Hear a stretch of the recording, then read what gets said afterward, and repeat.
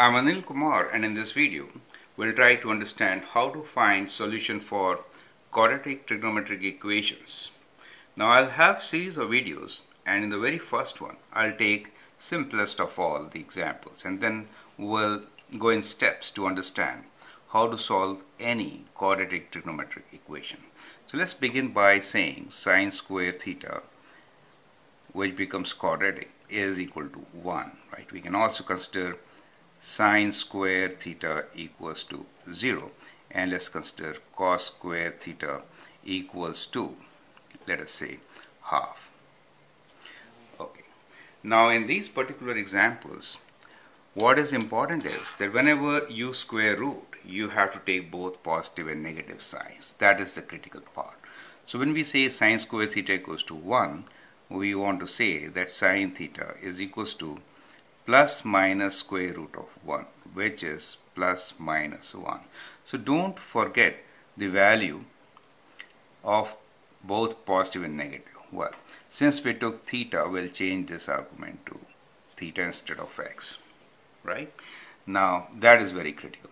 So sine square theta equals to 0 means sine theta is also equals to 0. Cos square theta equals to half means that cos theta equals to plus minus 1 over square root 2. Perfect. So that is the first thing which you should notice. Include both positive and negative, right?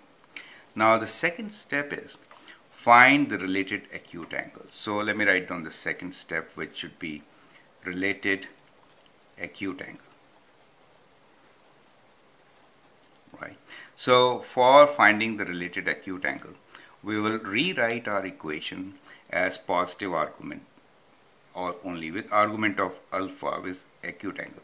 So we say sine alpha equals to 1 and alpha equals to sine inverse of 1. You can use the calculator, or sometimes I use the sketch of sine graph. Sine graph is kind of like this. It is 1 only for pi by 2, right? Or 90 degrees. Since we have angle here in degrees, we have to write this answer also in degrees. So we get this as 90 degrees, correct? So alpha is 90 degrees. Now we need to consider all the quadrants where sine theta should be plus or minus 1, right? Now as you can see, if I draw my quadrants like this, then I do know that it is plus and minus 1. That means we are considering 1 in any of those quadrants. But really speaking, if you see the whole cycle of sine, it is 1 only for one particular value in the domain 0 to 360 degrees. So there is only one solution, and that is when sine is for 90 degrees, correct? At no other point sine alpha is 1, correct?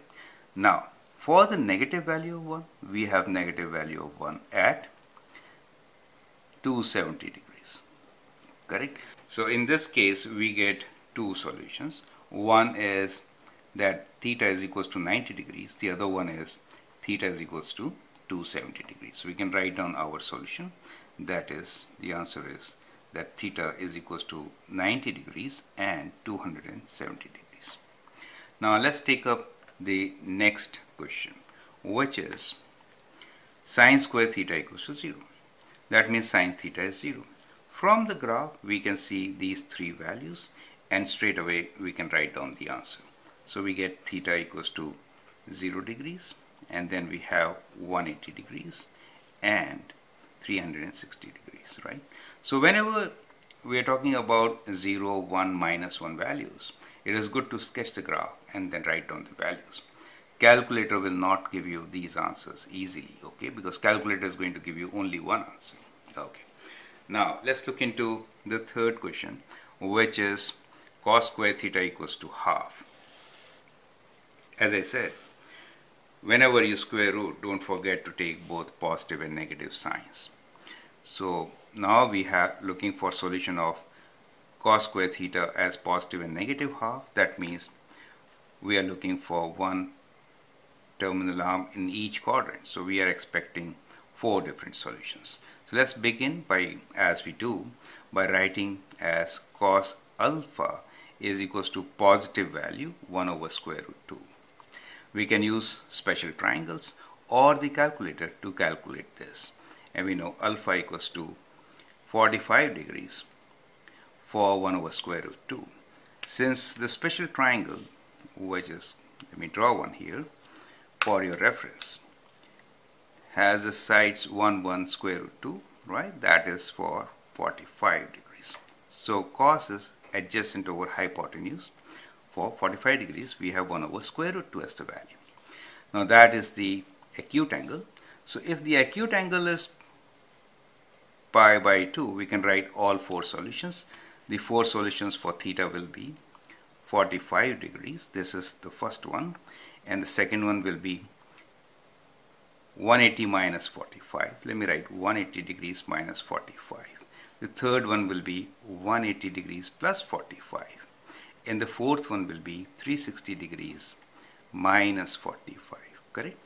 So we have solutions as 45 degrees, 135 degrees, 225 degrees, and when you take away this, 315 degrees, right? So these are the 4 solutions for cos square theta equals to 1 over 2, right? So it is very important to understand, I'm really emphasizing on this, is that whenever you square root, take both sides. Otherwise, you may lose half the answers. I hope that helps. Thank you and all the best.